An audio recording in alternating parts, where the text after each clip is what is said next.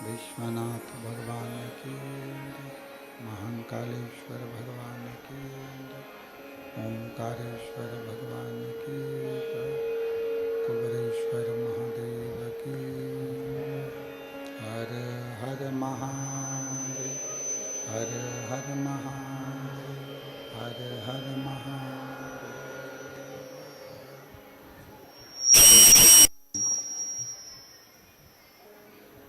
विश्वनाथ,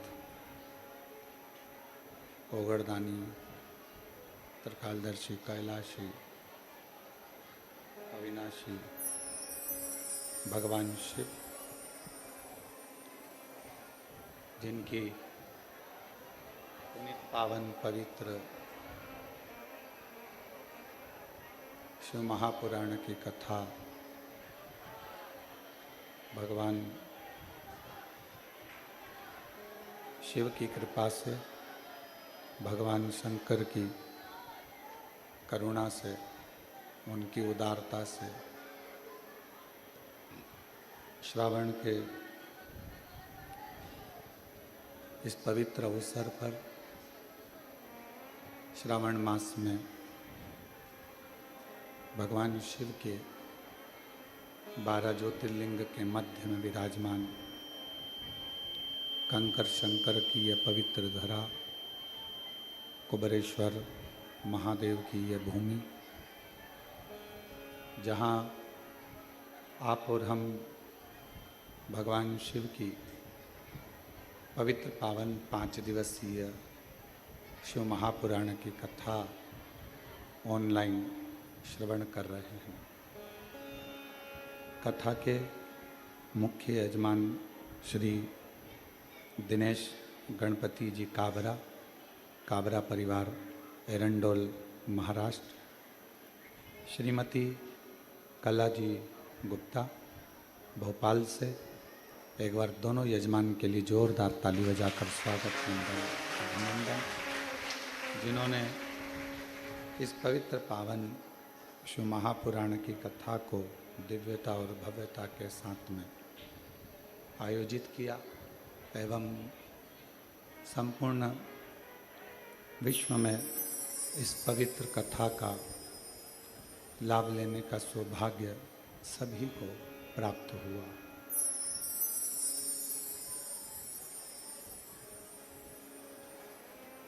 कावड़ियों की इस पवित्र भक्ति में बाबा के भरोसे अपना विश्वास रखकर पूरे भारत देश में कावड़ यात्री अपनी अपनी आस्था और विश्वास के साथ में ये पवित्र पावन गंगा का जल लेकर माँ क्षिप्रा, माँ नर्मदा, माँ सीवन का जल लेकर, माँ पार्वती का जल लेकर, माँ यमुना जी का जल लेकर, माँ सरयू, माँ कावेरी, माँ गोदावरी, माँ गंगोत्री का जल लेकर संपूर्ण विश्व के श्रेष्ठ शिवालयों में ये पवित्र जल पहुंचकर बाबा को समर्पित होता है। शिव, चोंगे जैसी आवाज़ आ रही है पूरे साउंड में। शिव ओगड़दानी है, त्रिकालदर्शी है, कैलाशी है, अविनाशी है, और उसकी जो भक्ति है वो जीवन का ऐसा कोई मानव जीवन का दुख जिसको वो काटता नहीं, जिसको समाप्त नहीं करता, काटता नहीं हो, समाप्त नहीं करता हो, काटता नहीं। एक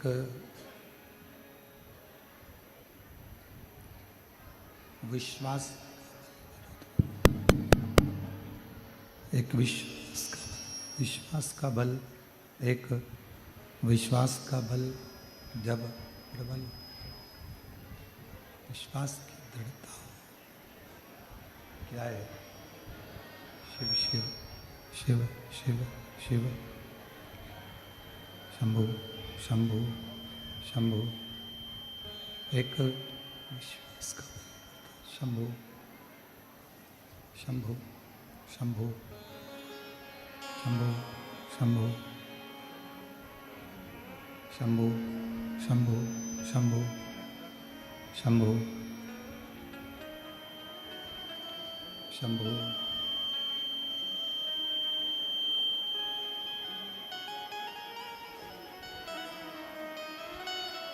एक विश्वास का शंभु शंभु शंभु,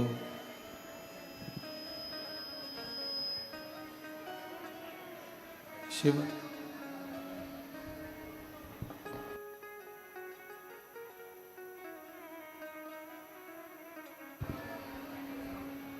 शंभु शंभु शंभु शंभु शंभु शंभु, एक विश्वास का बल जब बढ़ता है और विश्वास जब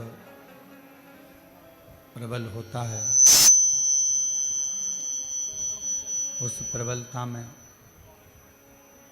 भगवान शिव, ओगड़दानी, त्रिकालदर्शी, कैलाशी, विनाशी, शंकर जीव पर किसी भी करुणा करते हैं, किसी भी रूप में करुणा करते हैं, किसी भी रूप में कृपा जरूर करते हैं।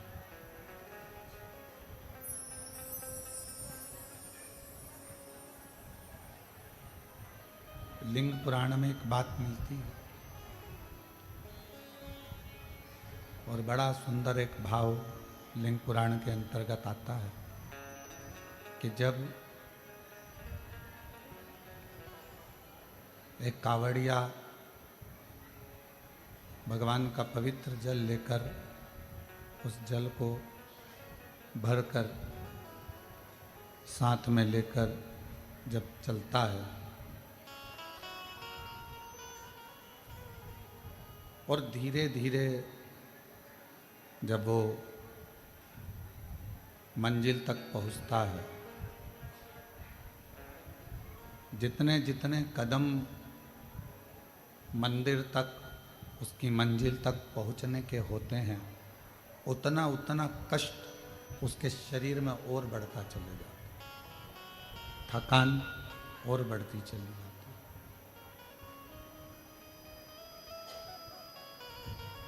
कष्ट और बढ़ते चले जाता है। और जब तक पहुंचता है, भगवान शंकर के मंदिर तक पहुंचता है, शिवालय तक पहुंचता है, भगवान शंकर के मंदिर देवालय तक वो जब पहुंच जाता है, तब जितने जितने कदम में उसको जो कष्ट मिला है, जितने कदम में उसको जो कष्ट प्राप्त हुआ है,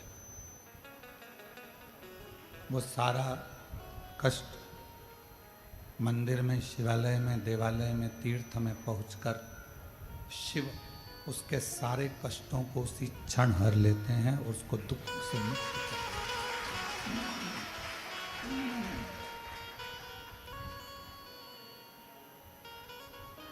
अब चाहे 12 ज्योतिर्लिंग हो, चाहे कुबेरेश्वर बाबा की पवित्र धरा हो, चाहे आपके नज़दीक का कोई शिवालय हो, कोई आस्था का केंद्र हो, भगवान शिव का कोई धाम हो, जहाँ आप एक विश्वास के साथ, भरोसे के साथ, दृढ़ता के साथ भगवान के उस धाम पर जा रहे हैं। जितने जितने कदम आप भगवान शिव के द्वार तक जाने में लगते हैं, जितने कदम आप चलते हो,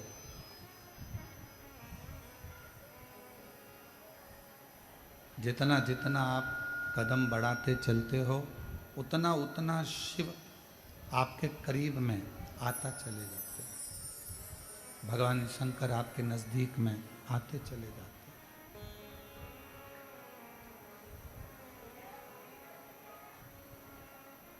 कई लोग अपने भाग्य को कोसते रहते हैं, अपने भाग्य को कोसते रहते हैं। कई लोग अपने भाग्य को कोसते रहते हैं।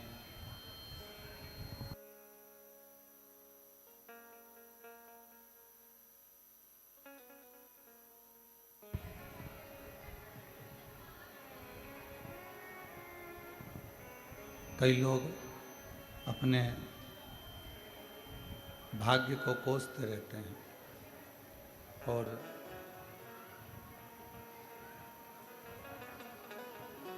दिन रात मन में एक भाव आता रहता है कि हमने ना जाने क्यों जन्म ले लिया, क्यों हम पैदा हो गए। भगवान ने सारा दुख, सारी तकलीफें, सारा कष्ट हमको ही दे दिया। भगवान ने सारा दुख, सारा कष्ट हमको ही दे दिया।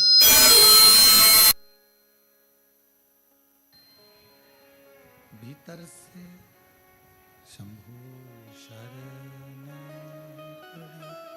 मांगू घड़ी रे दुख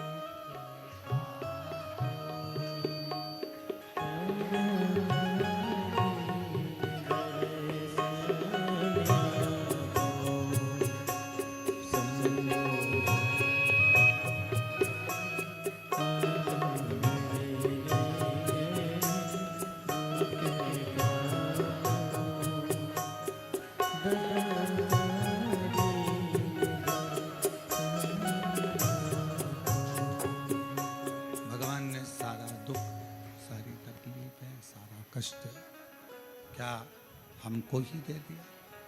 व्यक्ति अपने आप को जब कोसता है, शिव कहते हैं कि आप भाग्य की साधना क्या करें। शंभो शंभो शंभो शंभो शंभो शंभो। शिव कहते हैं आपके भाग्य की सराहना क्या करा जाए। ये शरीर, ये मानव की देह, ये शरीर केवल कोसने के लिए नहीं है। ये मानव की देह, ये शरीर अपने आप को कोसने के लिए नहीं है। ये मानव की देह, ये शरीर बड़ी मुश्किल से ना जाने कितने कितने कितने कितने दुख, कितने कितने जन्म हमने झेले होंगे, कितने जन्म हमने निकाले होंगे, तब जाकर ये मानव का शरीर प्राप्त हुआ है। और इस मानव शरीर को यदि आप दिन रात कोस रहे हो तो वो श्रेष्ठ नहीं। इस मानव शरीर में जो बक्से लगे हैं वो तो सही लगे हैं, उसको वहां से सेट करो।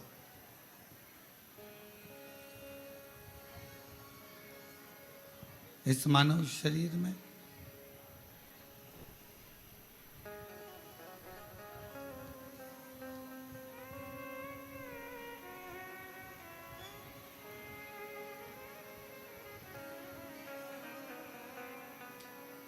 ये मानव शरीर के अंतर्गत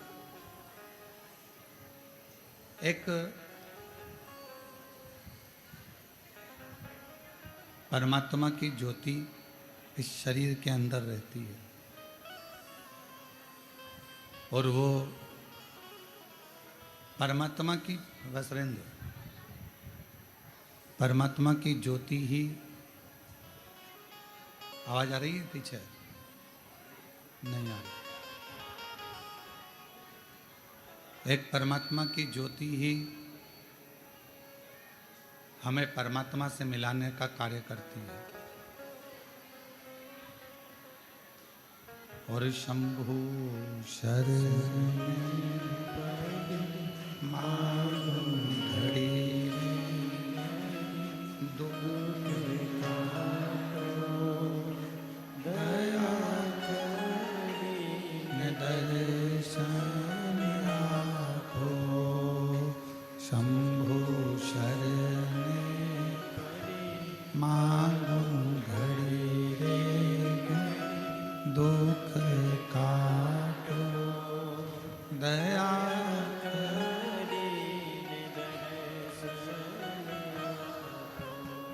एक मानव की शरीर में जो परमात्मा ने ज्योति दी है, जो प्रकाश दिया है, वो प्रकाश कोई साधारण नहीं है महाराज। वो प्रकाश, वो ज्योति मानव के देह में, मनुष्य के शरीर में परमात्मा तक पहुंचाने का एक माध्यम है।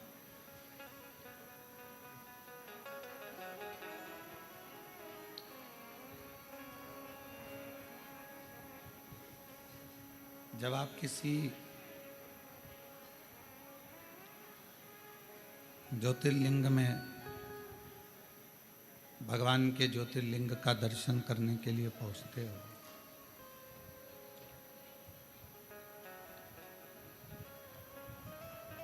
उस ज्योतिर्लिंग में जो ज्योति होती है, भगवान शिव का जो तेजपुंज प्रकाश होता है, वो हमारे हृदय में जो ज्योति विराजमान होती है, जो ज्योति हमारे हृदय में रहती है, वो ज्योति शंकर के शिवलिंग की ज्योति, सामने भगवान शंकर के शिवलिंग की ज्योति और एक हमारे मन की, आत्मा की, हृदय की ज्योति, उन दोनों ज्योतियों का संगम भगवान शिव के दर्शन के समय पर होता है।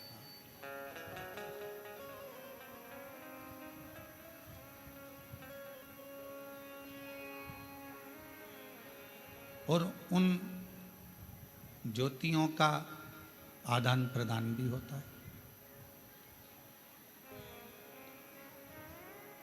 आत्मलिंग ज्योति अर्थात ये मानव का जो शरीर है, उस शरीर के आत्मा में एक आत्मलिंग ज्योति होती है।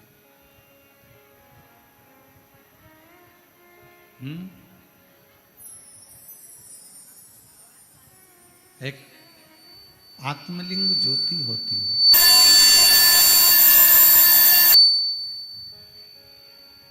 और वो आत्मलिंग ज्योति शिवलिंग की ज्योति की ओर जाती है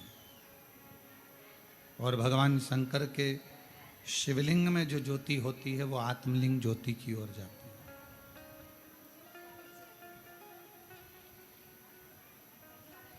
ये दोनों ज्योतियां आदान प्रदान होती हैं, दोनों ज्योतियां आदान प्रदान होती रहती हैं। शिव महापुराण में 12 ज्योतिर्लिंग के दर्शन की बड़ी महत्वता है। स्कंद पुराण में भी 12 ज्योतिर्लिंग के दर्शन की बड़ी महत्वता है।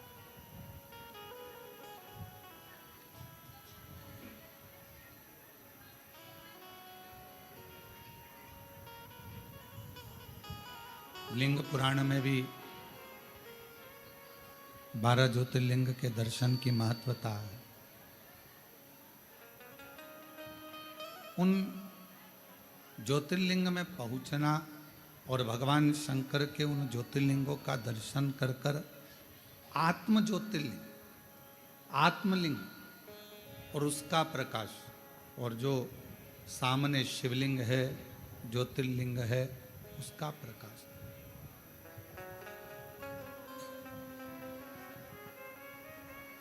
इन दोनों ज्योति का मिलन, इन दोनों ज्योति के प्रकाश का मिलन हमें एक ऊर्जा प्रदान करता है, बल देता है। और एक ऐसा बल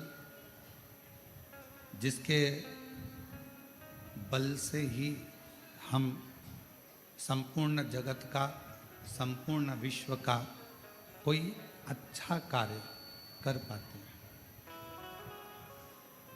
कावड़ लेकर आए हो आप लोग? कौन कौन लेकर आया था? सभी लोग लाए हो? रखवा। तो जब कावड़ लेकर आप लोग चलते हैं, कावड़ लेकर जब आप लोग आते हैं,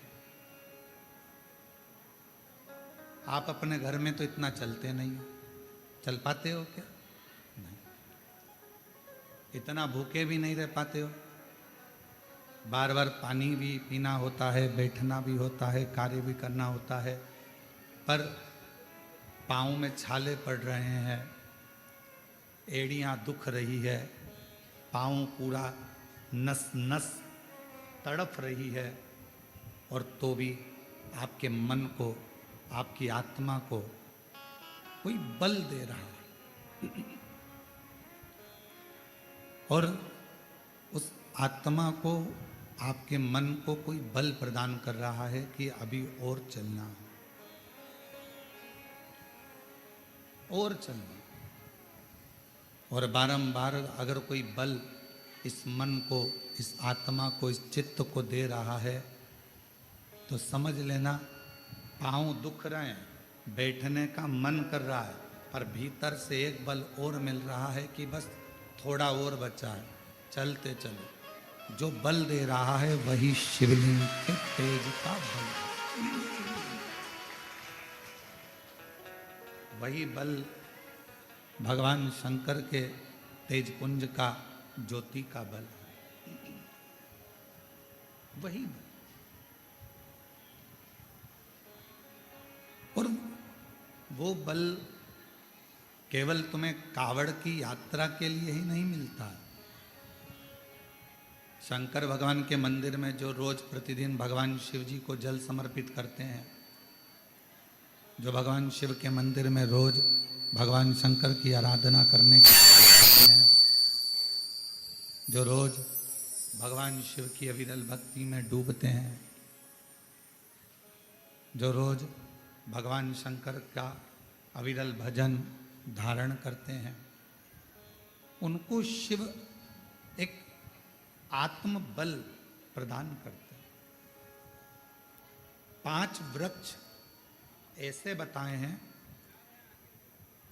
स्कंद पुराण में, शिव महापुराण में, विष्णु पुराण में, कूर्म पुराण में 5 वृक्ष ऐसे बताए हैं कि जिनके नीचे से अगर व्यक्ति मात्र निकल कर भी चले जाता है तो बल प्राप्त हो जाता है।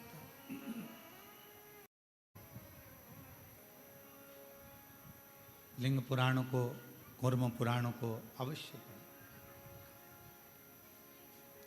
और जब आप पढ़ेंगे, उसको अध्ययन करेंगे, थोड़ा सा ध्यान देंगे, तो आपको मालूम पड़ेगा 5 वृक्ष ऐसे हैं जिनके मात्र नीचे से निकल जाने पर भी व्यक्ति को बल प्राप्त हो जाता है। पहले नंबर पर है बेलपत्र का वृक्ष, दूसरे नंबर पर है शमी का वृक्ष, तीसरे नंबर पर है आंवले का वृक्ष, चौथे नंबर पर है पीपल का वृक्ष, और 5वें नंबर पर है वट वृक्ष।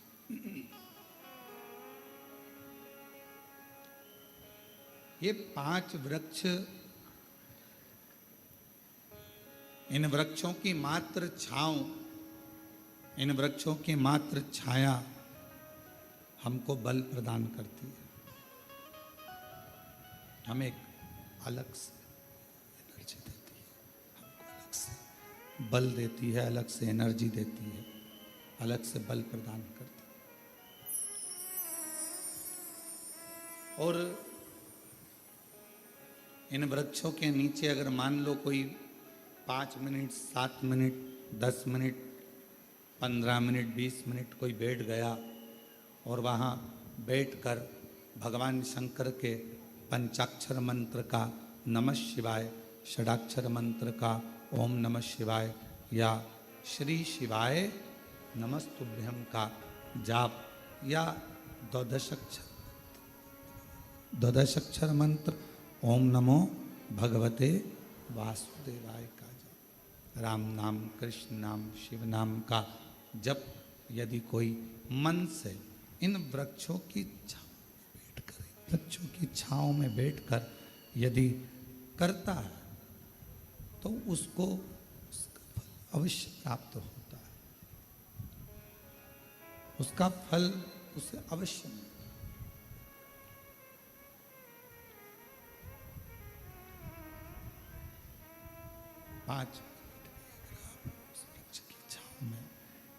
पाँच मिनट भी अगर आप उस वृक्ष की छांव में अगर बैठे हो, 5 मिनट भी अगर इन बेलपत्र का वृक्ष है, शमी का वृक्ष है, आंवले का वृक्ष है, पीपल का वृक्ष है, बट वृक्ष है, इन वृक्ष की छांव में अगर कुछ देर आप और हम बैठे हैं और भगवान के नाम का उच्चारण कर रहे हैं तो उस वृक्ष की छाएं, उस वृक्ष की छांव हमें एक अलग से बल दे देगी, अलग से ऊर्जा दे।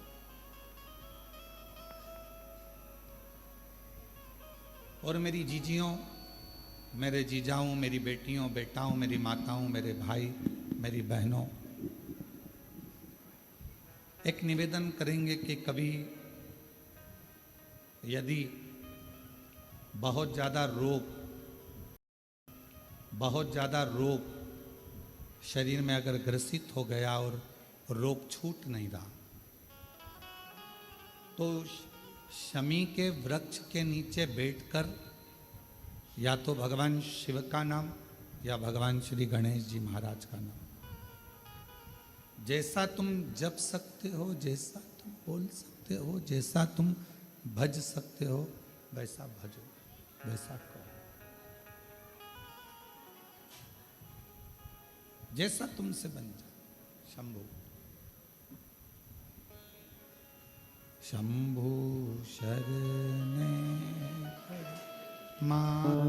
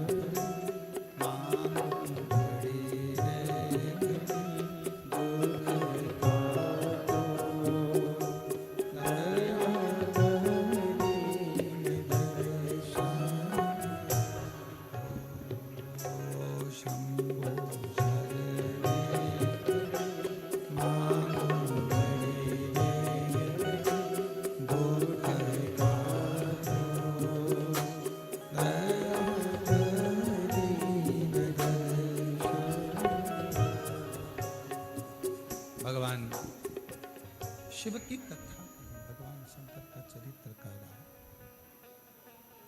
शिव महापुराण कह रहे हैं। शमी का वृक्ष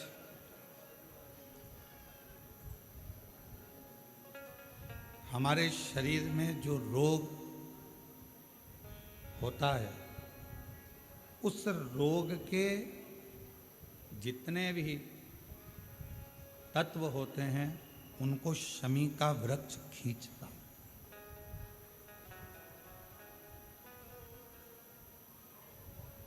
कल एक बहन ने प्रश्न किया कि गुरुजी, आपने कहा कि शमी का जो वृक्ष होता है वो बड़ा हो जाता है, बड़ा होने के बाद उसको घर में नहीं रखते, छोटा पौधा, छोटा सा पौधा घर में रख सकते, और वो छोटा सा जो पौधा है उसको तो हम घर में रख सकते हैं, पर वृक्ष, शमी का वृक्ष जितना बड़ा होता चले जाता है तो उसको घर से अपन रखते नहीं, उसको फिर कहीं बगीचे में या कहीं एकांत में या जहाँ उसकी ज़रूरत है वहाँ उसको लगा दिया जाता है। गणेश पुराण में एक बात आती है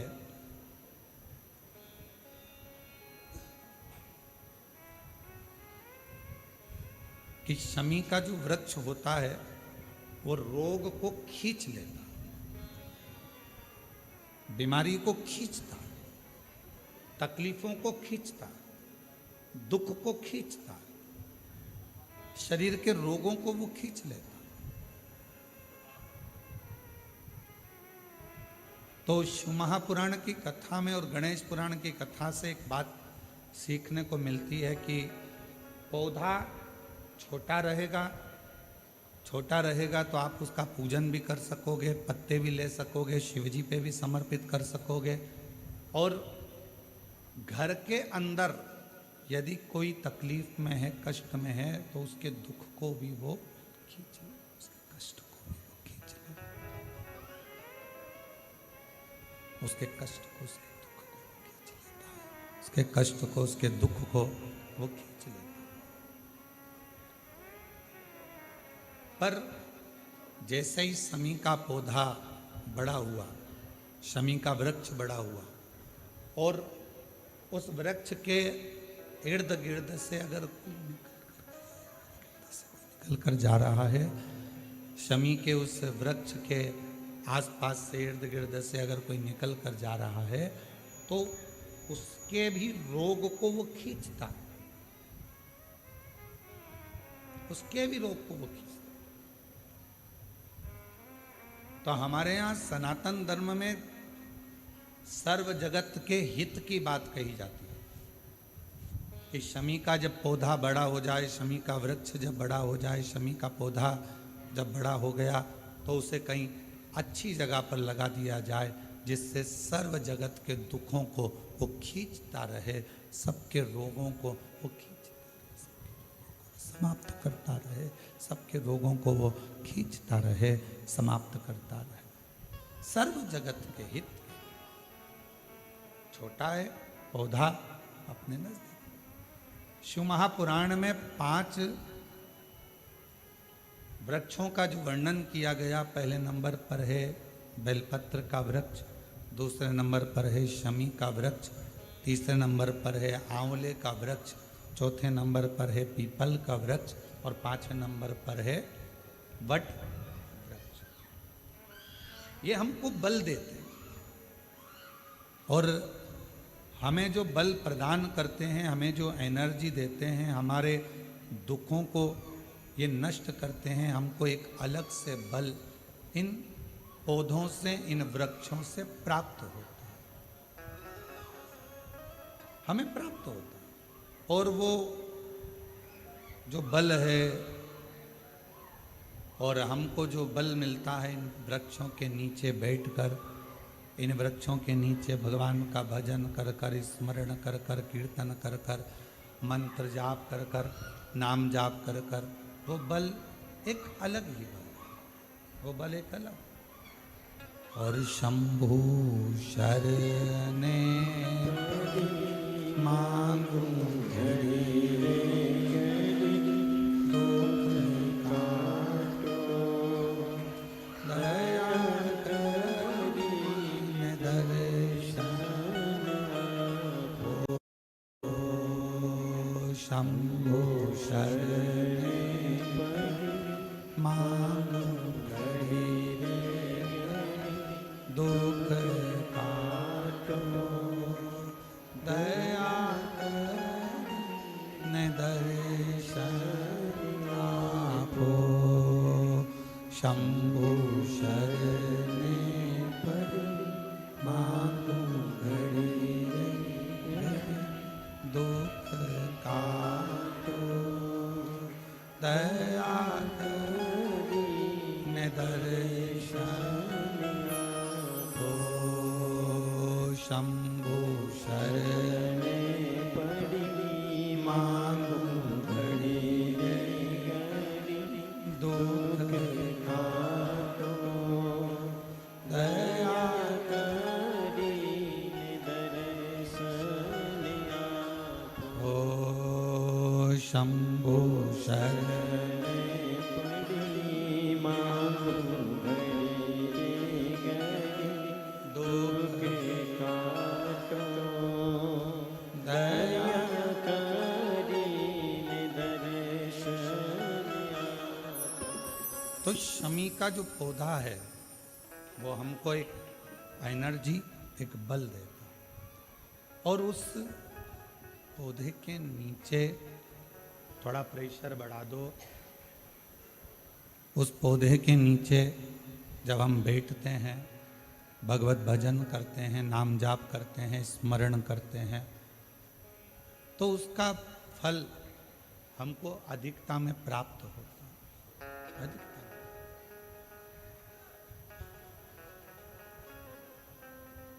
एक असुर हुआ जिसका नाम था मायासुर। और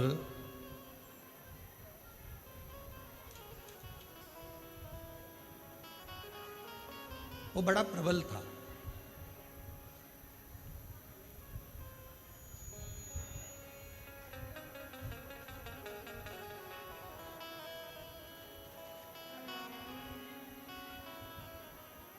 शिव महापुराण में चरित्र आता है मायासुर का कि वो बड़ा प्रबल था।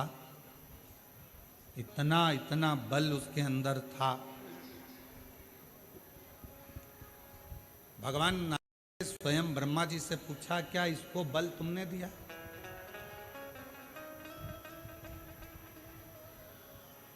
ब्रह्मा जी बोले, नहीं नहीं नहीं, मैंने कोई इसको बल नहीं दिया।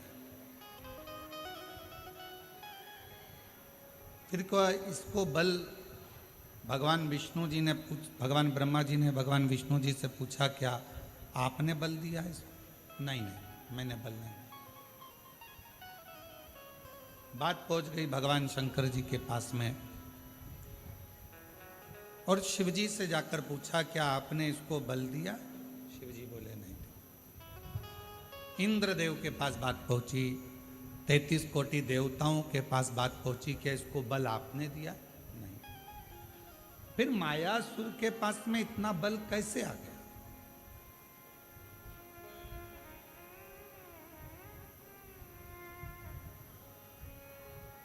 असुर है, राक्षस है, ना इसने अभी कोई तप करा, ना अभी इसने कोई साधना करी, ना कोई इसने व्रत करा, ना कोई उपासना करी, फिर इतना बल इसके पास कैसे आ गया?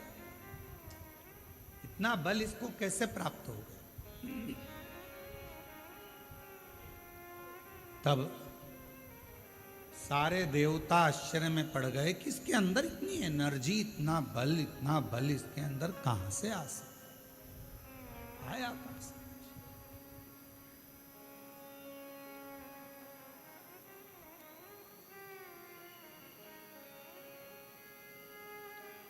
सब देवता तैयारी में लग गए कि मालूम करो कि आखिर इसके पास में बल आ कहां से।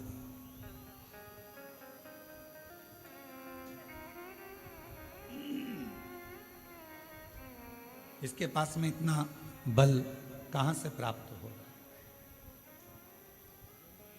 सारे देवता सब तैयारी में लग गए, मालूम करो कि इस मायासुर के पास बल कहां से प्राप्त हो। और सारे देवता मालूम करने में लगे, फिर भी कोई ठिकाना नहीं मालूम पड़ा कि आखिर बल कहां से आ, कैसे प्राप्त हो। महीनों निकल गए, पर जितना बल मायासुर के पास था, वो बल और बढ़ता चले गया, और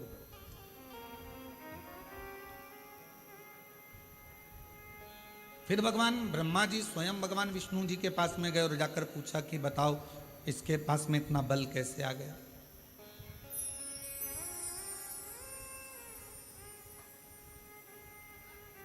इतना बल इसके पास प्राप्त कैसे हो रहा है।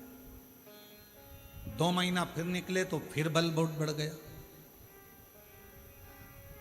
अब वो मायासुर क्या करता था ये कोई नहीं जान पाया। कहाँ जाकर तप करता था, साधना करता था, व्रत करता था, उपासना करता था, क्या करता था ये कोई नहीं जान पाया। कोई भी नहीं जान। अब आखिरी में देवऋषि नारद के पास में खबर गई। देवऋषि नारद से पूछा कि आप बताओ कि मायासुर कहाँ जाता। मायासुर को जानने के लिए नारद जी ने अपने गुप्तचर लगाए, स्वयं नारद जी जाते रहे पता करने के लिए कि मायासुर ना तो ब्रह्मा जी का भजन कर रहा है, ना भगवान शिव का भजन कर रहा है, ना भगवान विष्णु का भजन कर रहा है, ना इंद्र का भजन कर रहा है, ना किसी देवता का भजन कर रहा है। फिर इसके पास में इतना बल बढ़ कैसे रहा, प्राप्त कैसे हो। नारद जी भी थक गए। एक दिन नारद जी अपने भांजे के पास पहुंचे, पर्वत मुनि के पास, और नारद जी अपने भांजे के पास बैठकर बात कर रहे थे कि मायासुर के पास ना जाने कहां से बल आ रहा है, और वो बल के ऊपर इतना उसको कि जो चाहे वो काम कर लेता। कोई देवता से बल नहीं मांगा उसने, किसी देवता से वर नहीं मांगा, ना बल मांगा, ना देवता से वो वर मांग रहा है, ना बल मांग रहा है, पर उसके पास इतना बल कहां से आ रहा है ये समझ में। किसी ना किसी का तो सपोर्ट है। आप में से कोई व्यक्ति बहुत अकड़ कर बोले, बहुत चिल्ला कर बोले, बहुत अकड़ कर बोले, तो किसी ना किसी का तो सपोर्ट है। तो वो बल कहां से आ रहा। पर्वत मुनि ने कहा कि मैं पता करता, और पर्वत मुनि उस बल का मालूम करने के लिए, मायासुर के पास बल कहां से आ रहा है उसको ढूंढने के लिए पर्वत मुनि भी निकल। देवता नहीं जान पाए, देवऋषि नारद नहीं जान पाए, पर्वत मुनि नहीं जान पाए। आखिरी में नारद जी गए तुमरुका जी के पास में, और जब कोई निर्णय ना निकले, व्यक्ति हर तरह से हताश हो जाए, तब वो शिव महापुराण की कथा में जाकर बैठ जाए तो मालूम पड़ता है कि बल कहां से।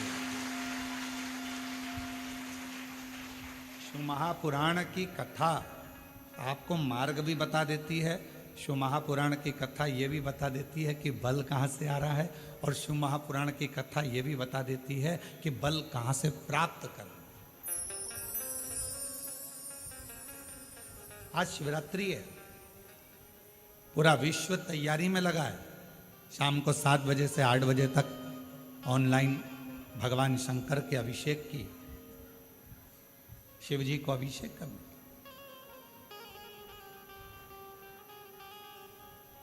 और अगर मौका लगे तो शिव महापुराण की शिवरात्रि की आराधना को एक बार पढ़ना, उसमें वर्णन मिलता है कि शिवरात्रि के दिन भगवान शंकर पर धान्य चढ़ाने का क्या फल है, काली मिर्च चढ़ाने का क्या फल है, काली तिल चढ़ाने का क्या फल है, फूल चढ़ाने का क्या फल है, धतूरा चढ़ाने का क्या फल है, बेलपत्र चढ़ाने का क्या फल है। और जब वो 12 महीने की शिवरात्रि नहीं कर पाता और 12 महीने शंकर जी का पार्थिव लिंग का पूजन नहीं कर पाता, मात्र एक शिवरात्रि के दिन भी अगर वो पार्थिव लिंग का पूजन कर लेता है तो पूरे वर्ष की शिवरात्रि का फल उसको एक बार में ही प्राप्त। और ये हमारी बात पर भरोसा मत करो, आप तो शिव महापुराण की कथा पढ़ो, उसका अध्ययन करो, गीता प्रेस गोरखपुर के शिव पुराण लेकर आओ, उसको पढ़ो, उसमें आपको मिलेगा, अध्ययन करो।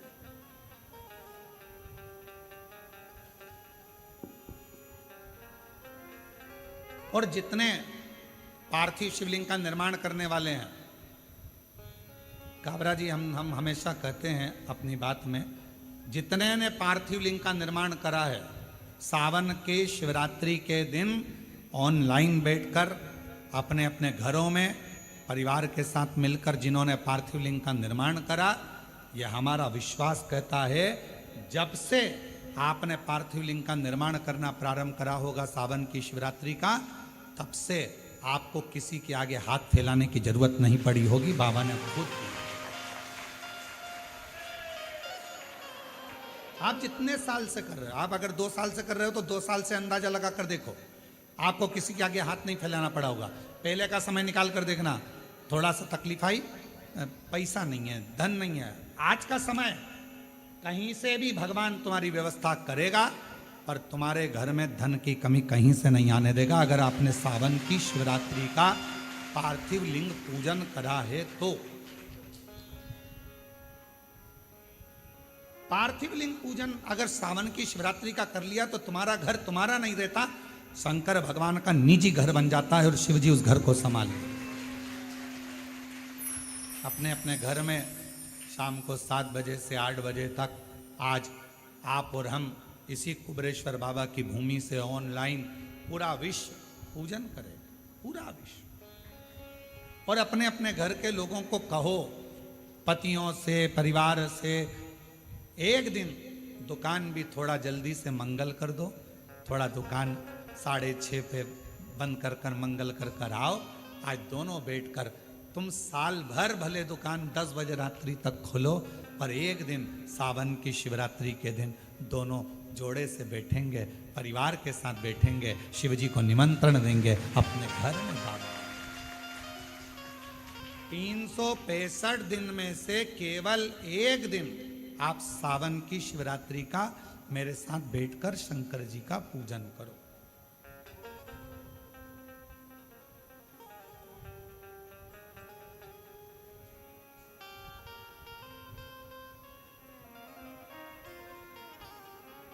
शिव संभाले। और फिर कहते हैं, जिन जिन ने पार्थिव लिंग का पूजन पूर्व में करा है, उसको किसी के आगे हाथ फैलाने की जरूरत नहीं पड़ी। और आज फिर पूरी दुनिया, पूरा विश्व पार्थिव लिंग का पूजन करेगा। और अगले साल तक तुम भी अंदाजा लगा कर देखना कि तुम्हारे को किसी के आगे हाथ नहीं फैलाना पड़ेगा। शिव दे, शंकर दे, बस उसको विश्वास के साथ में भजो, उसको भरोसे के साथ में भजो। और जब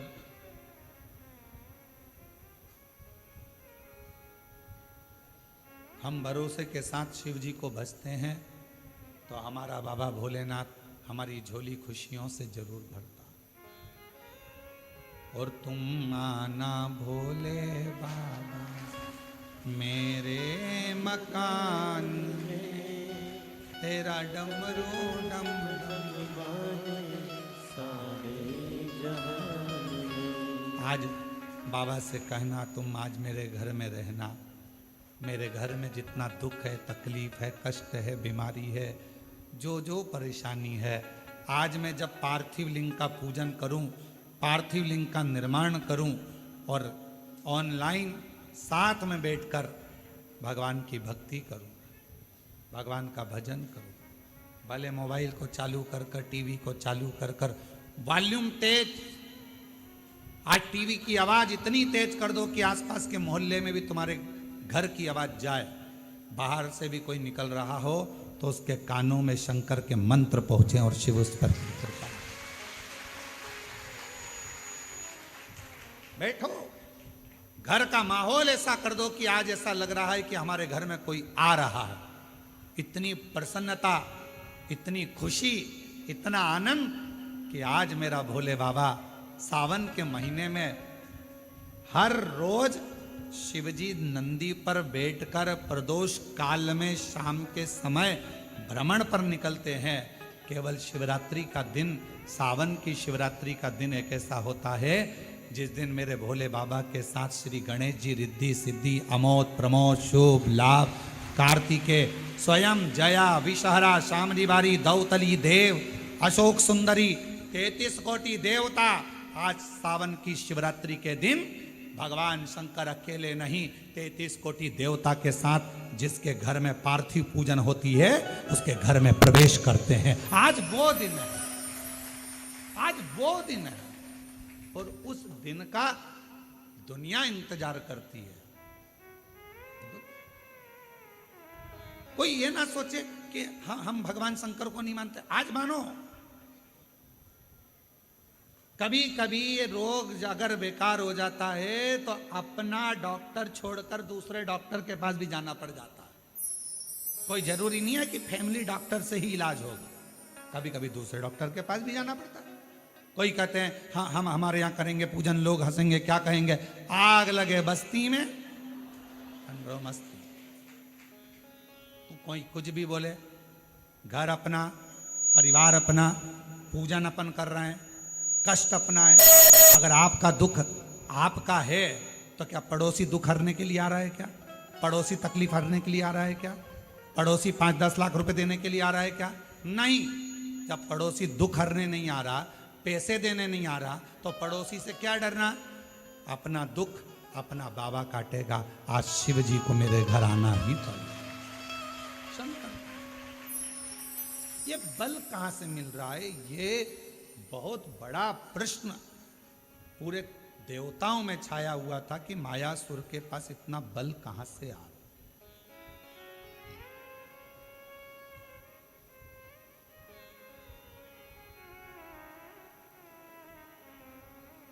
और गुप्ता बहन जी, कल आप नहीं आई थी तो आपकी बेटी है, तो हमने उनसे कहा था क्यों नहीं आई, तो कहा थोड़ा स्वास्थ्य नरम गरम चल रहा है। तो हमने कहा उनसे कहना कि कथा में आएंगी तो बल अपने आप मिल जाएगा, चिंता ना करें। ये शिव की उदारता है जो भगवान शंकर आपको बुला लेता है। तो हम कहें ये बल अंदर से प्राप्त शिव देता है। और आपकी बेटी को भी धन्यवाद है जो पूर्ण तरह से आपको हाथ पकड़ कर लेकर आ जाती है। साधु बात, ये बल है हमारे भीतर। अब मायासुर के पास इतना बल कहां से आ रहा है? कौन दे रहा है? तब देव ऋषि नारद को लगा कि मैं जाकर मालूम करूं कि इतना बल कहां से है। कहां से? नारद जी को मालूम नहीं पड़ा, पर्वत मुनि को मालूम नहीं पड़ा, 33 कोटि देवता ने सब आपस में बात करी, क्या तुमने वर दिया, तुमने वर दिया, तुमने वर दिया? नहीं, हमने नहीं दिया, हमने वर नहीं दिया। क्या तुमने बल दिया? नहीं। अच्छा बोलो, ईमानदारी से बताओ, तुम्हारा बेटा बाजार में जाकर 10 रुपए की फुल्की खा रहा है और किसी ने आकर तुमको बता दिया कि इसने 10 रुपए की फुल्की, चाट, पानी पतासा, गोलगप्पा, चाउमीन, बर्गर 10 रुपए का खाया। वो घर आया, तुमने पूछा कि नहीं पूछा, क्यों रे 10 रुपए कहां से आए थे? मैंने तो तुझे दिए नहीं।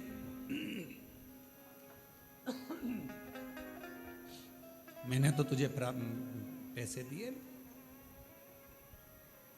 पत्नी ने पति से पूछा, क्यों, क्या तुमने दिए? नहीं। क्यों बड़ी भाभी, आपने 10 रुपए दिए क्या? नहीं। जीजी आपने? नहीं। देवर जी आपने? नहीं। जेठ जी? नहीं। पर बिना 10 रुपए के तो ये गोलगप्पा नहीं खा सकता। अब 10 रुपए इसके पास आए कहां से? मतलब कहीं ना कहीं से 10 रुपया तो मिला है। मायासुर के पास में इतना बल कहीं ना कहीं से तो आ रहा है। ना इंद्र ने दिया, ना भगवान ब्रह्मा जी ने दिया, ना विष्णु जी ने दिया, ना शिव जी ने दिया, ना देवी ने दिया, ना देवता ने दिया, ना गणेश जी ने दिया, ना 33 कोटि देवता ने दिया। फिर ये बल आया कहां से? आया तो है, कहीं ना कहीं से तो प्राप्त हुआ। कहां से आया? बेटे के पीछे मां लग गई, 10 रुपए आए कहां से? आए कहां से? 10 रुपए आए कहां से? 5 दिन, 10 दिन, 15 दिन, 20 दिन, 1 महीना, 2 महीना छुपती। अब 20 दिन के बाद, 25 दिन के बाद जो मां थी उसकी बहन आई और आकर बैठी, और बैठते बैठते बात निकली कि कमलेश तो अपने दोस्तों के साथ मेरे यहाँ आया था और इतना प्यार करा ना, मैंने उसको मासी मासी कह रहा था, और फिर जाने लगा तो मैंने उसको 10 रुपए दिए थे कि ये 10 रुपए तू रख ले। ये 10 रुपए माँ को मालूम पड़ गया, अब बुद्धि में आया 10 रुपए तूने दिए थे, हम पूरे घर से पूछ लिए कहां से आए। मायासुर के पास इतना बल कहां से आया, सबसे पूछ लिया। आखिरी में तुम रुका जी के पास जाकर पूछा कि ये मायासुर के पास इतना बल आ कहां से रहा।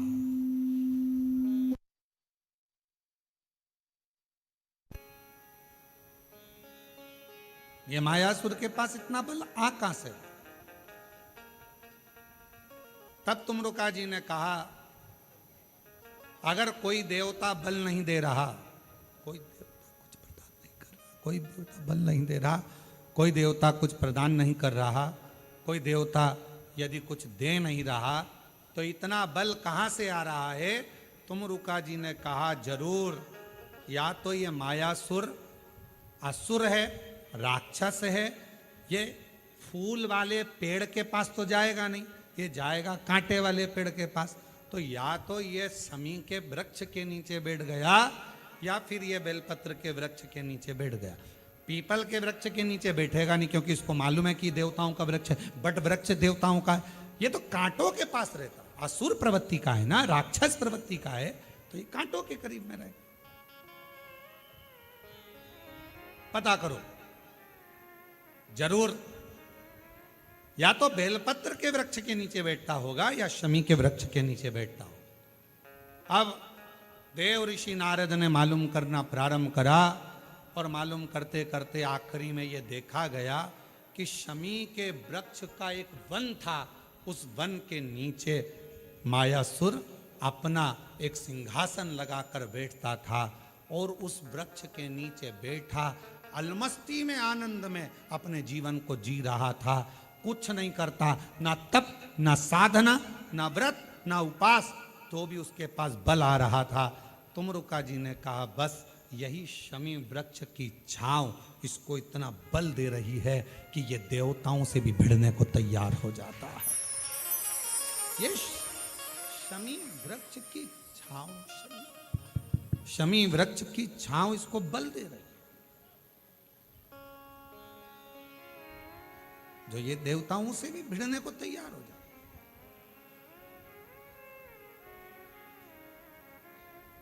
गणेश पुराण में आता है कि शमी वृक्ष की पत्ती को जब कोई नारी, पुरुष, बच्चा, बूढ़ा, जवान उस शमी के पत्ते को बेलपत्र के साथ लेकर जब शिवालय तक जाता है, जितनी देर तक वो शमी का पत्ता उसके हाथ में रहता है, जितनी देर तक शमी का पत्र उसके घर में रहता है, जितनी देर तक शमी का पत्र उसके स्पर्श में रहता है, उतने उतने शरीर के रोग, दुख, ताप काट देता है और उसे अलग से बल प्रदान कर देता है। शमी पत्र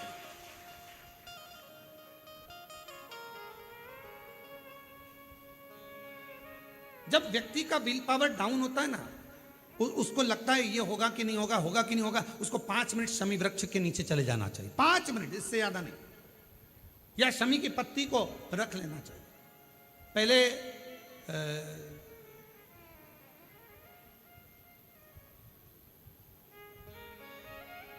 वो स्थान का ध्यान नहीं आ रहा है, स्मरण में पहले एक नियम चलता था। आप लोगों के जिंदगी में भी, आपका भी बुढ़ापा आया होगा, आप भी युवान अवस्था में आए होंगे, कभी तो स्कूल गए होंगे, कभी तो पढ़ने गए होंगे। सबसे पहले अगर हमारे विद्याध्ययन को निकालेंगे तो हमारे यहाँ एक नियम चलता था कि शमी की पत्ती को किताब के अंदर उसको विद्या के रूप में रख लिया जाता था। बाद में ये नई नई डिजाइन की पत्ती आ गई तो विद्या का पेड़ पैदा कर दिया इनने। अब वो विद्या का पेड़ पैदा कर दिया तो विद्या को रखने लगे। विद्या की पत्ती को लोग समी की पत्ती समझने लगे, क्योंकि उसमें भी ऐसी पत्तियां निकली रहती है और समी की पत्ती भी ऐसी ऐसी निकली रहती है। तो पहले नियम था कि किताब के अंदर समी की पत्ती को रख लेते थे और कहते थे इसमें विद्या है, इसमें विद्या है। विद्या का मतलब क्या? उसको बल मिलता था, एनर्जी मिलती थी। एग्जाम में बैठता, कंपटीशन एग्जाम में बैठता, जब वो कोई इंटरव्यू देने के लिए बैठता या टेस्ट देने के लिए बच्चा बैठता तो वह खुश होता था, मेरी किताब में समी, मेरे किताब में विद्या रखी है। विद्या से मतलब आज के जमाने में लोग विद्या का पेड़ की पत्ती रख लेते हैं, पर रखते क्या थे? जम के बोलो, शमी की पत्ती रखी क्या जाती थी? शमी की पत्ती। और वो शमी की पत्ती क्या देती थी? उस बच्चे को बल देती थी, एनर्जी देती थी।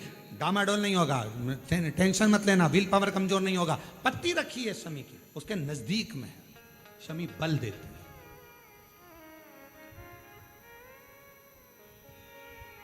जो ये ऑनलाइन कथा चल रही है, ये शमी मंदार शिव महापुराण की कथा चल रही है, शमी कथा।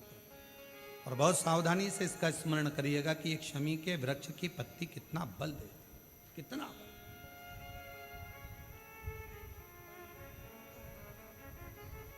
शायद आप लोगों में भी कोई ना कोई तो ऐसा होगा जिसने बचपन में विद्या की पत्ती रखी होगी। वो विद्या की पत्ती बाद में आई होगी, पहले थी वो शमी की पत्ती। कौन कौन ने रखी? जरा हमने तो रखी, हमने भी रखी। वो पत्ती तोड़ कर रख लेते थे, उसमें विद्या बढ़ेगी, विद्या बढ़ेगी। विद्या बढ़े मतलब बल बढ़ेगा, अपने अंदर एनर्जी आती, बल। अब उसको लोग, आजकल विद्या की पत्ती अलग से आने लगी तो लोग उसको विद्या की पत्ती तोड़ने लगे, नहीं तो रखते थे वो शमी की। और मैंने तेरे ही भरोसे बाबा, तेरे ही भरोसे हवा बिच उड़ती जावांगी बाबा, डोल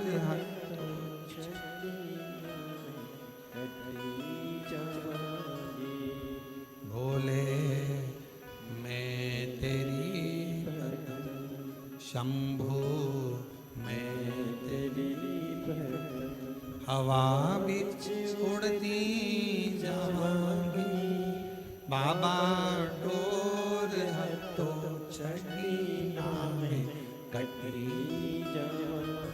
जैसे शिव का द्वार बेलपत्र, यहाँ शास्त्र कहता है आंवले का वृक्ष, शमी का वृक्ष, पीपल का वृक्ष, बट वृक्ष, ये हमको बल देते हैं, बल।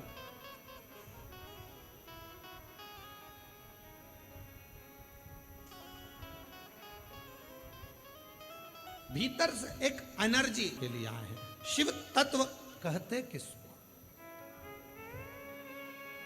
और तेरी कृपा का क्या है भरोसा, कब किस पर हो जाए, जरा से हम पर कर दो, जरा से हम पर कर दो। तेरी कृपा का क्या है भरोसा, कब किस पर हो जाए, जरा से हम पर कर दो, जरा से हम पर कर दो। जिस पर भी हो गई तेरी कृपा करुणा, वो भव पार हुआ, भव पार हुआ। आप ही बोलो, जिस पर भी हो गई तेरी कृपा करुणा, वो भव पार हुआ, भव पार हुआ। पापी हो चाहे उसका भी बाबा उद्धार हुआ।